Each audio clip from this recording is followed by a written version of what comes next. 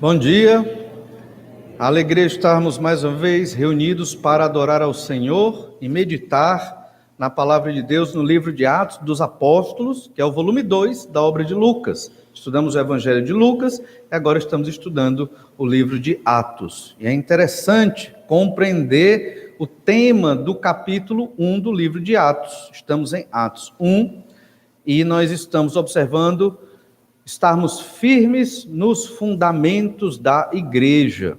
Hoje, muito difícil compreender bem o que vem a ser uma igreja. Afinal de contas, o que é uma igreja? Tem tantos prédios, instituições aí afora com o nome de igreja, mas o que realmente caracteriza uma igreja?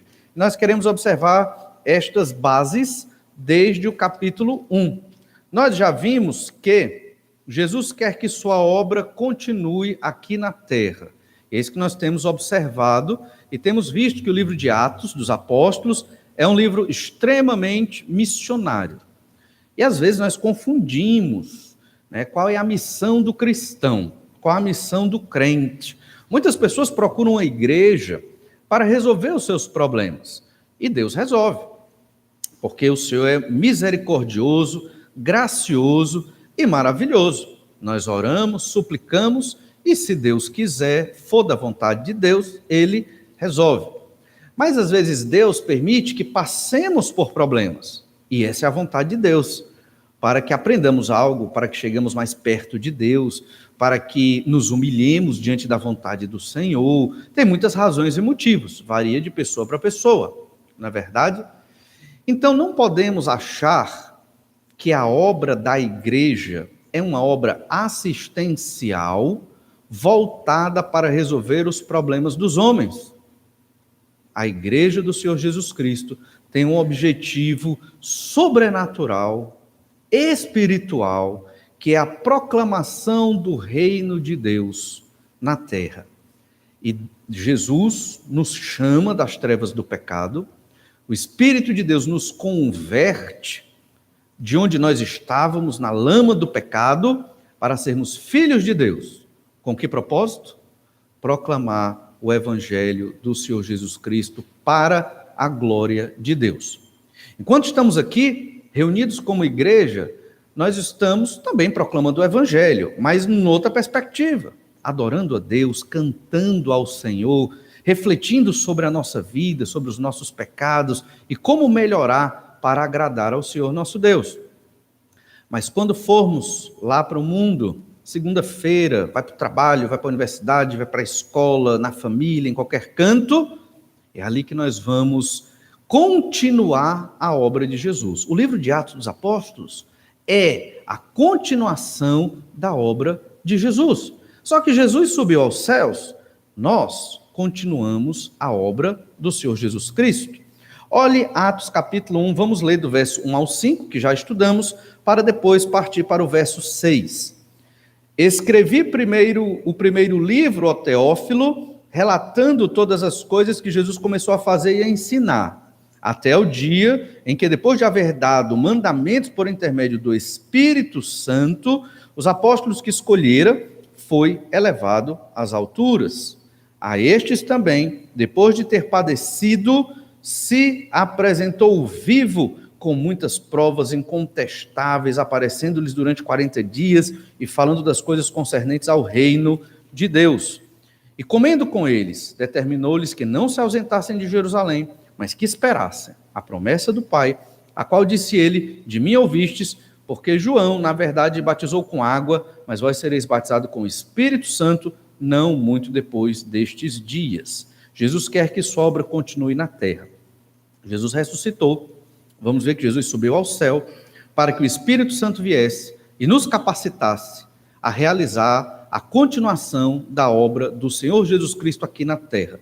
Sem o Espírito Santo, ninguém consegue realizar a obra de Deus. Só os crentes em Jesus, os filhos de Deus, cujo Espírito Santo habita neles, é que tem o poder de proclamar o Evangelho que transforma vidas, o Evangelho do reino, o Evangelho da graça do Senhor Jesus Cristo. Os crentes têm este poder. E então chegamos a um segundo ensino de Jesus. O primeiro ensino, do verso 1 ao 5, bem sintetizado aqui, é que Jesus quer que sua obra continue na terra. Segundo ensino, Jesus nos ensina a focar na missão de testemunhar. Jesus ensina isso para os apóstolos aqui, antes de subir ao céu. Certamente, Jesus quer nos ensinar também a focar. Foque na sua missão, a missão de testemunhar. Nós podemos confundir. Qual é a nossa missão aqui na terra? Glorificar a Deus, sim, testemunhando do evangelho aos perdidos. Olhe que em Atos capítulo 1, capítulo 1, verso 2, tem um trechozinho muito importante. Até o dia em que, depois de haver dado mandamentos por intermédio do Espírito, antes de ser elevado às alturas, o Senhor Jesus deu mandamentos aos apóstolos, ordens. Mandamento é uma palavra que a gente não usa muito, não é? Eu vou lhe dar um mandamento, menino. Ninguém fala assim. Vou dar uma ordem, né? Aí o menino tem que obedecer a ordem, entende? Então, mandamento aqui é uma ordem. Jesus deu ordens para que os apóstolos cumprissem. Nós não sabemos todas estas ordens, né? E não temos o entendimento, nem tudo foi revelado aqui. Mas certamente os apóstolos ficaram com algumas dúvidas. Dúvidas como: o que faremos agora com a partida do Senhor? Jesus ressuscitou e subiu ao céu. E agora? O que é que vai fazer? Como é que vai ser? Afinal de contas, Jesus era o líder. Jesus subiu. E agora? O que fazer? Outra dúvida: como será o batismo no Espírito Santo que Jesus prometeu? Qual o sinal? Como é que eu vou saber que eu fui batizado pelo Espírito Santo? Seremos perseguidos? Os apóstolos talvez ficaram com essa dúvida. Jesus já tinha dito que eles seriam, mas eles pensaram: seremos perseguidos? A preocupação dos apóstolos, então, era enorme. Muitas dúvidas pairavam sobre eles a partir das ordens que Jesus deu, certamente a ordem de proclamar o evangelho aos perdidos e de fazer discípulos. Olhe então Atos 1, verso 6. Então os que estavam reunidos lhe perguntaram: Senhor, será este o tempo em que restaures o reino a Israel? E aqui uma dúvida inesperada. Jesus deu ordens, falou de proclamar o evangelho, falou de fazer discípulos. Jesus nunca falou que o reino seria plenamente restaurado agora. Mas por que eles perguntaram isso do nada? Porque essa era uma expectativa de todo judeu naquele período. Eles aguardavam um Messias. E pelas promessas do Antigo Testamento, esse Messias tinha que libertar Israel dos seus oprimidos. Quem estudou bem o livro do profeta Daniel, sabe que tanto a revelação de Deus no sonho, a Nabucodonosor, capítulo 2, como ao próprio Daniel em visões, no capítulo 7, fala de 4 grandes impérios. 2 deles ficaram muito claros para Daniel, que é o Império Babilônico e o Império Medo-Persa, porque Daniel viveu até a chegada de Ciro, muito provavelmente. Daniel talvez escreveu o edito de libertação dos judeus para voltar para Jerusalém. Muito provavelmente, lá pelos idos de 536 a 530 a.C. Mas ele não chegou a viver no período do Império Grego, embora profetizou em Daniel 8, o bode e o carneiro, um império grego batendo ali no Império Medo-Persa, e profetizou, profetizou o Império Romano, na visão do capítulo 2 e do capítulo 7 também, embora não tenha vivido naquele período. Os judeus que conheciam a profecia de Daniel entendiam. A 4ª besta é o Império Romano. O Messias vai vir para nos libertar. Era a interpretação que eles faziam. Só que eles não compreendiam bem, ou por ignorância, ou por incredulidade mesmo, pelo seu próprio pecado, a gente não sabe ao certo, mas eles não entendiam bem que o Messias também era o servo sofredor. E antes de vir para estabelecer o reino de Deus plenamente, o Messias tinha que sofrer, que era o que Jesus estava fazendo. Veio como homem, humilhou-se, Deus, o Messias, para morrer numa cruz e nos livrar da condenação dos nossos pecados. Então, todos aqueles judeus do primeiro século, inclusive os apóstolos, eles tinham essa expectativa, embora galileus, mas tinham essa expectativa de um Messias guerreiro que iria libertar Israel do domínio romano. Por isso eles perguntam para Jesus: Jesus está para subir aos céus, numa visão assim gloriosa ali, a partir da perspectiva dos apóstolos e outros discípulos que estavam ali também. Então eles perguntam: Senhor, será este o tempo em que restaures o reino? Eles estavam com outra preocupação. Eles não estavam no foco da missão. O que é que eles queriam? Jesus tinha dito que eles iam governar, né, no reino de Deus. Eles queriam logo o governo, eles queriam logo as bênçãos, eles queriam logo usufruir desta bênção que é o reino de Deus na terra. Só que, peraí, Jesus estava falando outra coisa. Jesus estava em outro discurso. Jesus estava dando um foco. Ser testemunha e proclamar o evangelho, que foi o que Jesus ensinou a esses apóstolos durante todos os anos que ele esteve na terra com eles. Não era algo estranho, mas eles queriam o reino de Deus. Eles estavam pensando politicamente, eles não estavam interpretando adequadamente como seriam os últimos dias. Eles viam alguns profetas, como por exemplo, vou ler aqui Sofonias 3, verso 8. Olha o que eles entendiam a partir de Sofonias 3, 8. Esperai-me, pois, a mim, diz o Senhor, num dia em que eu me levantar para o despojo, porque a minha resolução é ajuntar as nações e congregar os reinos, para sobre eles fazer cair a minha maldição e todo o furor da minha ira, pois toda esta terra será devorada pelo fogo do meu zelo. Então darei lábios puros aos povos, para que todos invoquem o nome do Senhor e o sirvam de comum acordo. Eles estavam vendo esse texto. Todas as nações, elas vão ser purificadas. A ira de Deus vai vir sobre as nações, muitos serão destruídos, mas as nações serão purificadas, não só Israel, mas no fim dos tempos, as nações se converterão e os convertidos adorarão ao Senhor, no novo céu e na nova terra. Mas antes que isso aconteça, Israel iria ser aquele que ia falar da salvação de Deus a estas nações. Olha Isaías capítulo 2, verso 1. Palavra que em visão veio a Isaías, filho de Amós, a respeito de Judá e Jerusalém. Nos últimos dias, e aqui ele está falando do chamado Eschaton, que é o final dos tempos. Nos últimos dias, acontecerá que o monte da casa do Senhor será estabelecido no cimo dos montes. Ou seja, é a ideia de que Deus será sobre todos. O povo judeu, no Monte Sião, será aquela nação que vai ser referência no fim dos tempos e vai proclamar a salvação a todos. E quem quiser ouvir a palavra de Deus, vai lá em Jerusalém, porque de lá é que sai a palavra.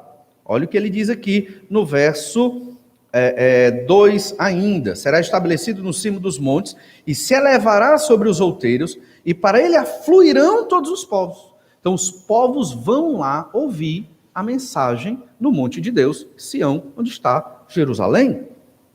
3. Irão muitas nações e dirão, as nações, vinde e subamos ao monte do Senhor e à casa do Deus de Jacó, para que nos ensine os seus caminhos e andemos pelas suas veredas, porque de Sião sairá a lei e a palavra do Senhor de Jerusalém. Isso aqui aconteceu em que momento da história? Nunca. É nos últimos dias, mas vai acontecer. Então o judeu tinha essa expectativa. Quando isso vai acontecer? Quando o Messias vier e estabelecer ali o seu domínio, o reino de Deus, o seu trono sobre a terra em Jerusalém. De Jerusalém sairá a lei, a palavra, a mensagem de salvação. As nações se converterão e irão até Jerusalém aprender sobre o Senhor. Na verdade, essa sempre foi a missão de Israel no Antigo Testamento, né? Arrebanhar as nações para adorar e glorificar o nome do Senhor, a partir de uma mensagem de salvação. Só que Israel se corrompeu nos seus pecados, foi cortado da sua posição de povo com um certo destaque temporariamente, e a igreja é o povo de Deus que hoje proclama a mensagem de salvação aos perdidos. Então, por conta desses textos, tem muitos outros, eu separei só 2. Os judeus tinham esse entendimento, e eles não acabavam querendo que o reino de Deus fosse logo para livrá-los do domínio romano. Lembrem-se que eles, no primeiro século, estavam sob o domínio dos romanos, mas ainda havia muita coisa a acontecer. A igreja iria surgir, e a igreja se tornou o povo de Deus. não mais focado num povo raça, judeu, mas focado numa comunidade, gentios e judeus, de todas as tribos, povos, raças e nações, como povo de Deus que proclama o evangelho aos perdidos. Entendemos pelas promessas incondicionais de Deus a Abraão, a Isaque e a Jacó e a Davi, que Israel, no futuro, voltará a ser povo de Deus. Quando? A igreja vai ser arrebatada. Israel voltará a ter o seu lugar como povo de Deus para cumprir a missão que não cumpriu na velha aliança até a volta do Senhor Jesus Cristo. Leiamos de novo Atos 1, verso 6. Então os que estavam reunidos lhe perguntaram: Senhor, será este o tempo em que restaures o reino a Israel? Respondeu-lhes: não vos compete conhecer tempos ou épocas que o Pai reservou pela sua exclusiva autoridade. Jesus foi meio duro aqui, não foi? Parece que Jesus foi meio ríspido. Vocês não precisam saber disso, não compete a vocês, não é da conta de vocês saber os tempos ou épocas em que haverão esses cumprimentos. Não importa. Ou seja, vocês estão fora do foco. A questão agora não é quando o reino de Deus vai se consumar, melhor dizendo, se consumar plenamente. Não importa agora. O que é que importa agora? A missão, o foco. É isso que Jesus vai fazer. Então o que é que Jesus está dizendo? Está colocando, estabelecendo o foco, um fundamento para a igreja. Igreja que vai surgir na base dos apóstolos e primeiros discípulos aqui seja testemunha do Senhor Jesus Cristo. Proclame o nome de Jesus, que é o Salvador, a todas as nações, até os confins da terra. Esta é a missão. Não perca o foco. Não perca o foco. Eles estavam perdendo. Estavam pensando nos últimos dias, no estabelecimento do reino de Deus. Isso é importante para nos consolar do sofrimento, para nos confortar nas dificuldades. O reino de Deus em breve será pleno. Hoje o reino de Deus é espiritual e se expressa na igreja. A igreja é uma expressão do reino de Deus, mas não é uma expressão plena e completa. Está faltando muita coisa. Ainda pecamos, o mundo ainda jaz no maligno, mas em breve o reino de Deus vai se consumar. E Jesus é duro aqui. Não compete vocês saberem os tempos. Por quê? Vocês têm que focar na missão do hoje. A missão é proclamar o evangelho. Veja então Atos 1:8, as últimas palavras do Senhor Jesus antes de subir ao céu. Texto extremamente conhecido por nós. Mas recebereis poder ao descer sobre vós o Espírito Santo, e sereis minhas testemunhas, tanto em Jerusalém como em toda a Judeia e Samaria, e até os confins da terra. Últimas palavras do Senhor Jesus antes dele ser assunto ao céu e sentar no trono, governando todas as coisas com o Pai, à direita do Pai. Perceba então como Jesus focou a missão. Esse mas de Atos 1:8 é muito importante. Não compete a vocês saberem os tempos e as épocas que Deus vai estabelecer o seu reino, mas seja uma testemunha de Jesus. É o que Jesus está dizendo. Testemunhe de mim. Esta é a missão da igreja. A igreja existe e essa é uma razão da nossa existência. Glorificar o nome de Deus e testemunhar de Jesus. Testemunhar de Jesus não é só falar audivelmente o evangelho. Também, testemunhar de Jesus é viver Jesus. É ser uma cópia de Jesus. Somos cristãos porque nos identificamos em todos os aspectos com o estilo de vida do Senhor Jesus Cristo. Quem é o nosso modelo? É o Senhor Jesus Cristo. Não é um jogador de futebol, não é um cantor, não é um político, não é um acadêmico, não é nem um vulto da humanidade. Podemos admirar pessoas pelos seus talentos e habilidades, isso não é pecado. Mas o nosso modelo de vida é o Senhor Jesus Cristo. E temos que ter muito cuidado, porque na época em que vivemos, acabamos perdendo o foco. Acabamos cortando o cabelo que nem um jogador de futebol, ou seguindo um estilo de vida que nem um grande guru da tecnologia, porque admiramos essas pessoas. Admiramos as pessoas erradas. Os cristãos admiram o Senhor Jesus Cristo e leem os evangelhos para viver como Jesus viveu. Isso é testemunhar do evangelho. Talvez, imagino eu, que testemunhar do evangelho muitas vezes é como aquele sniper. Conhece o sniper? Aquele atirador que fica lá horas. Alguns ficam dias, né, na guerra lá em cima de um monte ou de uma torre, mirando o alvo.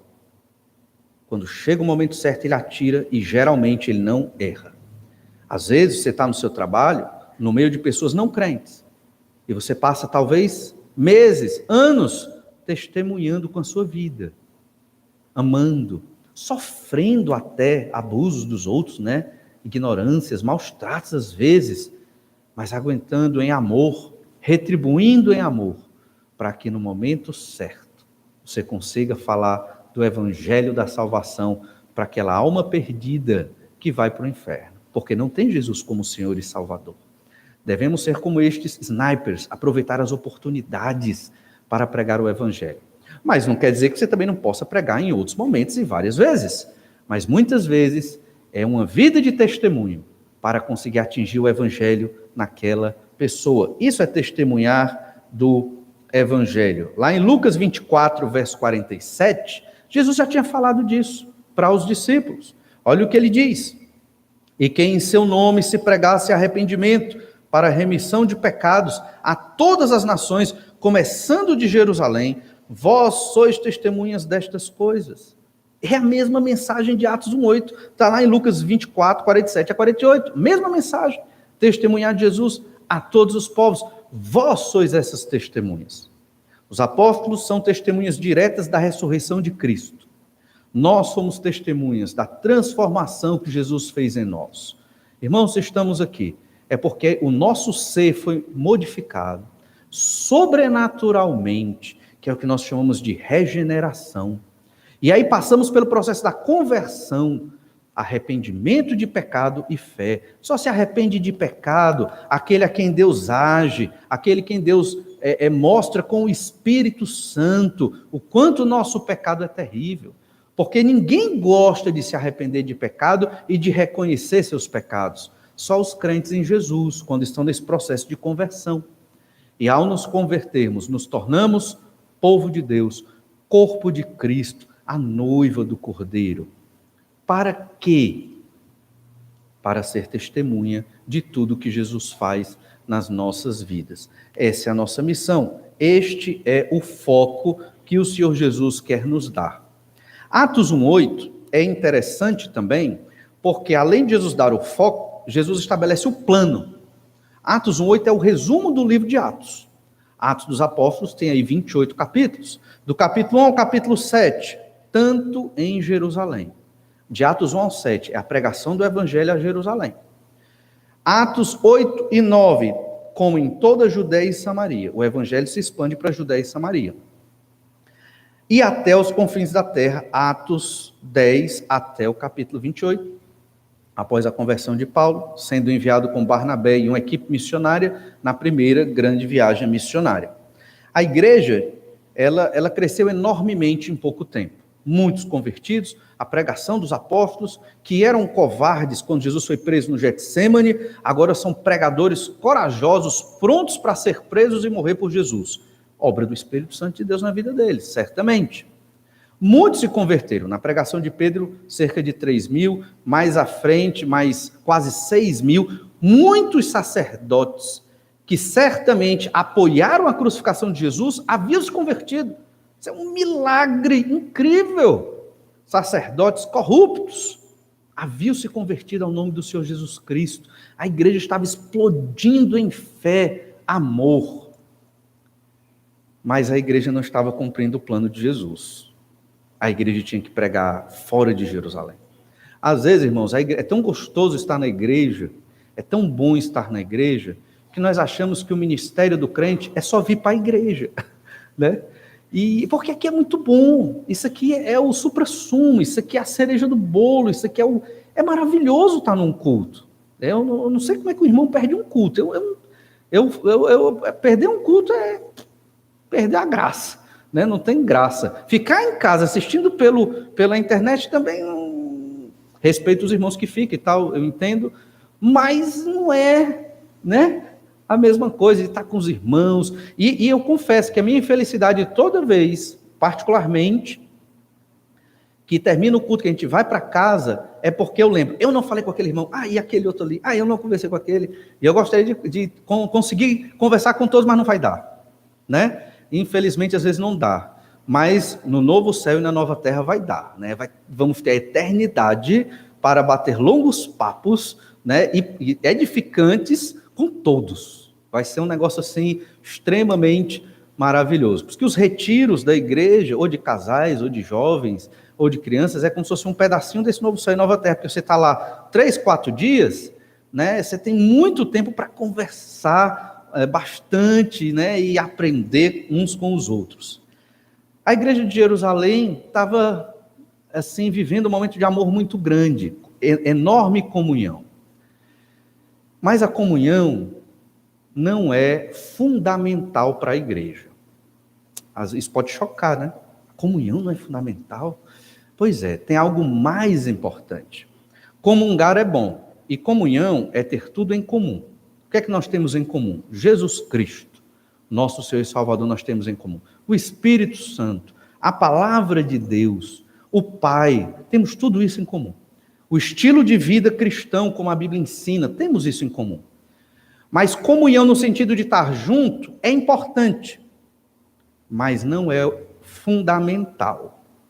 Quando a igreja de Jerusalém decidiu viver ela, só por ela mesmo, sem cumprir o plano de Jesus, o que foi que o Senhor fez? Mandou uma perseguição tamanha na igreja de Jerusalém, com mais de 6.000 membros, que toda a igreja se dispersou. Atos capítulo 8, verso 1.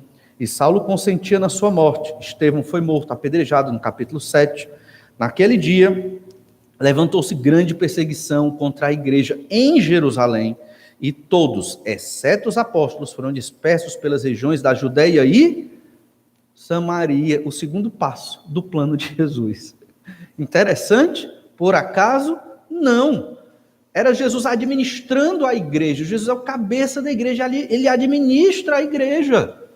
Se a igreja não envia os missionários, a igreja de Jerusalém devia ter enviado missionários. Os apóstolos, era para ter pensado nisso. Olha, somos 6.000 irmãos, vamos fazer aqui uma assembleia. Quem quer ir pregar o evangelho lá no Egito? Quem quer pregar na Síria? Quem quer pregar em tal lugar? Vamos fazer aqui uma forma de enviar esses irmãos. Era para eles terem orado a Deus e buscado uma forma de enviar os missionários. Porque Jesus mandou. Não cumpriram. Perseguição. Só ficaram 12 de uma igreja de 6.000. 12. Talvez, eles tinham outra mentalidade, né? Mas talvez uma mente moderna, como nós temos hoje. Que qualquer dificuldade nós esmorecemos, talvez nós ficássemos bem depressivos, né? Uma perseguição, só ficaram os pastores na igreja. Já pensou?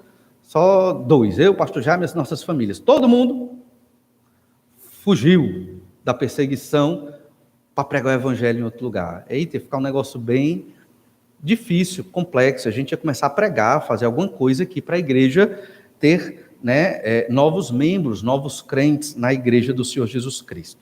Perceba então que esta foi a segunda fase da igreja. Ela foi obrigada a enviar missionários. Porque missões é fundamental.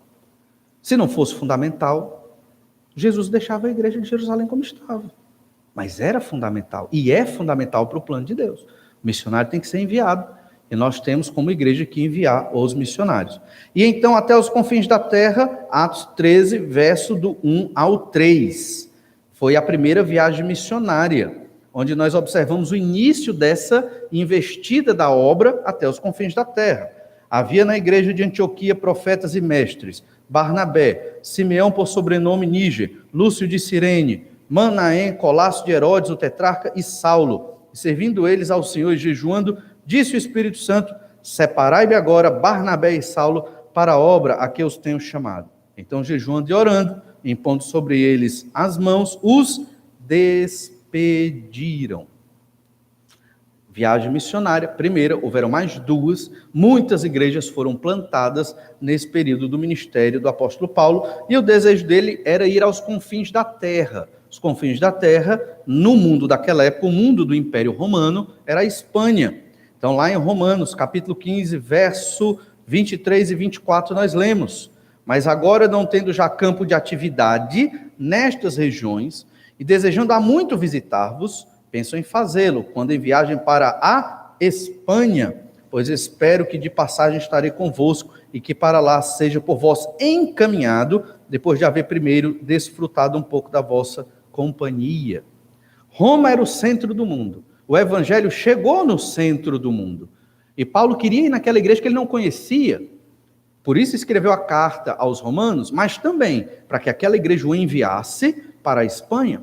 E a gente tem que entender que naquela época não tinha caixa eletrônico, os recursos, era muito difícil dos recursos chegarem, não era fácil. Então Paulo gastava todos os recursos até chegar em Roma. Ele reabastecia, e ele não ia só, ele ia com a equipe para chegar na Espanha.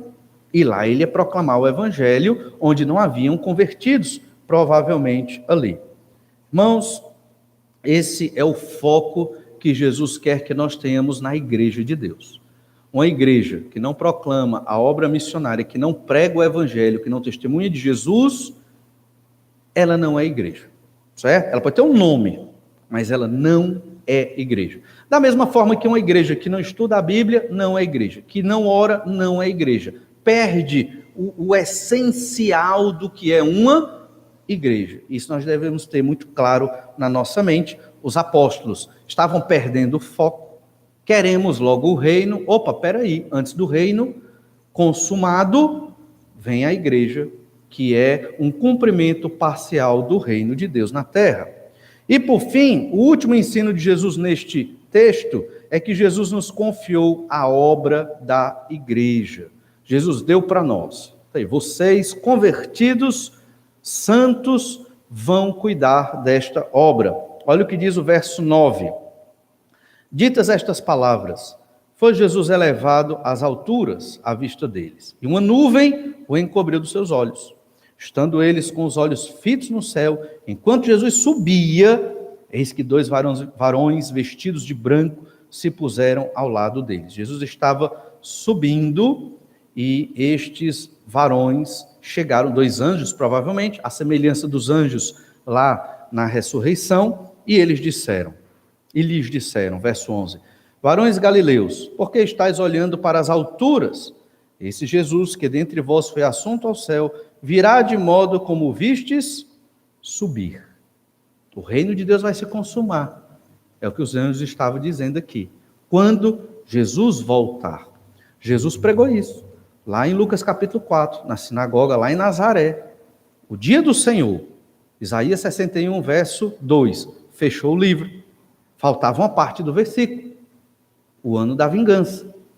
Quando vai ser? Quando Jesus voltar. O juízo de Deus vai ser colocado sobre a terra, como lemos lá em Sofonias, hoje, capítulo 3. E então vem o livro do Apocalipse, os 7 anos de tribulação. A igreja já foi arrebatada e Jesus volta no final desta tribulação para vencer as nações ímpias, incrédulas, o falso profeta, o anticristo, e estabelecer o reino de Deus, ainda na forma do milênio de 1000 anos, redundantemente falando, para depois entrarmos no estado eterno, uma vida no novo céu e na nova terra com o Senhor. Os apóstolos entenderam o foco. O foco é cumprir a missão de ser testemunha, e os apóstolos entenderam, agora está conosco. Jesus prometeu, vai estar todos os dias conosco, mas quem faz a obra somos nós. Os anjos disseram, mesmo Jesus está subindo, ele vai voltar, entre nuvens, da mesma forma, ou seja, entre a subida de Jesus aos céus para reinar e o seu retorno para dominar, há um espaço de tempo. É o espaço em que a igreja vai estar exercendo o seu ministério. É o tempo dos gentios, onde todos os povos convertidos formam a igreja do Senhor Jesus Cristo, o corpo de Cristo, para fazer a obra de Jesus, enquanto o Senhor está nos céus, para voltar no tempo determinado. Essa é a nossa missão. Esse é o foco da igreja. A igreja pode ajudar até em obras sociais, mas esse não é o foco da igreja. A igreja pode ajudar até no aspecto da educação, mas esse não é o foco da igreja. E é por isso que muitas igrejas não se envolvem nem no assistencialismo, nem no aspecto educacional. Por quê? Porque o trabalho da igreja já é por demasiado difícil e nós não conseguimos cumprir bem. Então vamos focar na nossa missão de glorificar a Deus e de testemunhar o evangelho aos perdidos. Atos 1, verso 12, para introduzir o texto da próxima semana. Então voltaram para Jerusalém, do monte chamado Olival, que dista daquela cidade tanto como a jornada de um sábado. Voltaram para Jerusalém para esperar o cumprimento do projeto do Senhor Jesus com a descida do Espírito Santo. O Espírito Santo habita em nós, a igreja já iniciou, é um projeto sobrenatural e divino, não é humano, e o propósito, o foco é a glória de Deus com a pregação do Evangelho do Senhor Jesus. Vamos orar a Deus para sermos estas testemunhas. Te louvamos, Pai, pelo teu amor, por tua graça e misericórdia. Obrigado porque o Senhor nos resgatou das trevas do pecado e nos trouxe para viver para a glória do teu nome. Capacita-nos a sermos ousados como foram os apóstolos naquele período, a sermos fiéis e firmes na proclamação do Evangelho dentro do nosso contexto, para que assim o teu nome, ó Pai, seja glorificado. É o que nós pedimos em nome de Jesus. Amém. Deus te abençoe, te fortaleça e até logo mais à noite, às 18h30. Um bom almoço a todos.